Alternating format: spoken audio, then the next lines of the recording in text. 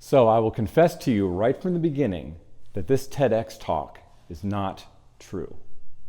Now, in the zone of communication, the question of the truth is always being negotiated. So today, I would like to share with you some insights that I have about the truth, about untruth, and about how an understanding of the Greek god Hermes can help us to better navigate that negotiation. Now, my favorite stories by far are myths. And I could think of no better myth to tell you related to this topic than the origin story of Hermes. Hermes, who's also known by Mercury in Roman mythology, is the Greek god that most people know as the one with wings on his cap and his sandals. He's the swift messenger of the gods. And in modern culture, you might actually see his image doing floral deliveries. Now, Hermes was actually more famous, or maybe I should say infamous, in his time for being a trickster and a liar. And this was all because he was so clever. This is his origin story.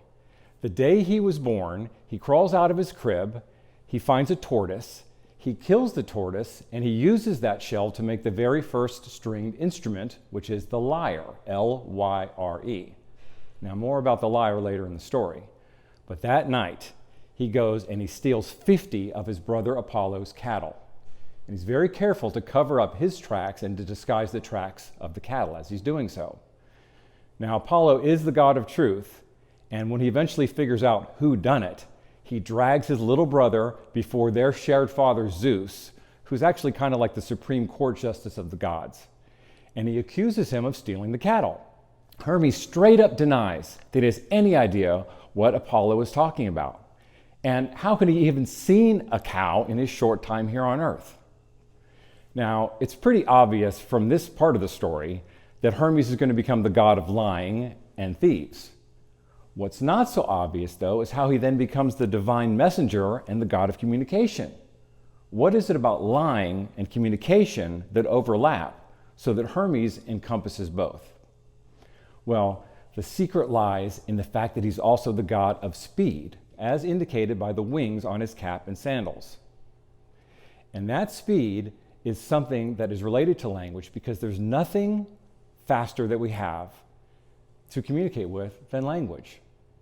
Let me repeat that. There's nothing faster than we have than language to communicate.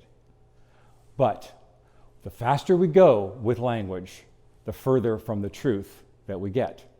Here's a little secret about how language works. Language gains its speed and efficiency by using symbols to represent things. Let me give you an example. Apollo kept cattle as pets. I prefer dogs. I have a dog. I love my dog. Now, in English, the symbols that make up D-O-G look nothing like a dog. They don't sound like a dog. There's no direct link between them and a dog.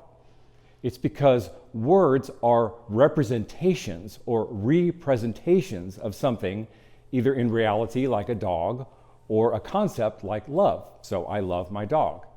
Now I'm counting on the fact that you can approximate a dog in your mind when I say dog. But what if I want to convey my actual furry canine companion? Well, I have to start using more descriptive language within a reasonable amount of time. So I would say, my red 17-pound male Shiba Inu. And even then, you're not getting the full reality of my dog. Now, I won't keep you in suspense any longer, and I will now actually show you a picture of my dog. And his name is Kid. Now, did the picture of Kid match what was generated in your head? That truth gap happens all the time in language because of the representational nature of words and the time limitation that I have in giving description. Now that gap between my dog's reality, the words I use to describe him, and then what that generates in your mind is the gap into which Hermes sneaks and he steals some of that truth, just like he stole those cattle. Now this is happening all the time with language. We're just not aware of it. And because of that fact, language is fundamentally a lie. And so, therefore, is this TEDx talk. Now, I know the problem I have inside with that statement. Now, wait a second. I cannot tell a lie. I believe in truth, justice, and the American way. I swear to tell the truth, the whole truth, and nothing but the truth. Well, I could go on. But we are obsessed with truth in our culture, so much so that we ignore at our peril the fact that language has a very, very difficult time at gaining reality. And because we're always being robbed by words of that truth, Hermes comes in and he very cleverly covers his tracks in doing so. Now, back to the story. Zeus forces Hermes to show Apollo where he's hidden these cattle. Now, this is a tense moment because Apollo could unleash his wrath on his little brother. But clever Hermes takes out his lyre, L-Y-R-E, and starts to play on it. Apollo, who has never seen a string instrument before, is captivated by this. And he says, at this moment where the god of truth is about to become also the god of music, you can keep the cattle if I can have that instrument. And thus, this exchange happens, they become friends, and the music that they co-create bonds them.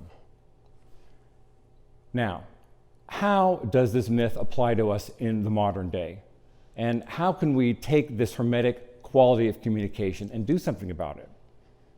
Well, the first takeaway I would have for you is just the realization that more than ever, we are now living in the age of Hermes. And I really see that in two ways.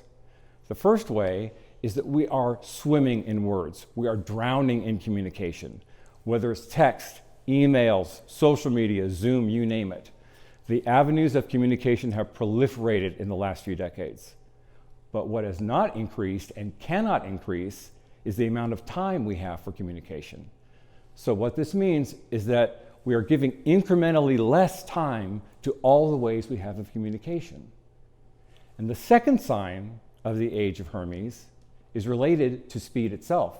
Hermes, as the god of speed, loves speed and efficiency. Now, even though the character limits seem to be disappearing in texting and tweeting, for example, the language that was developed with that, which you can see here, is something that Hermes would have absolutely loved because it both is communicative and it's very quick and efficient.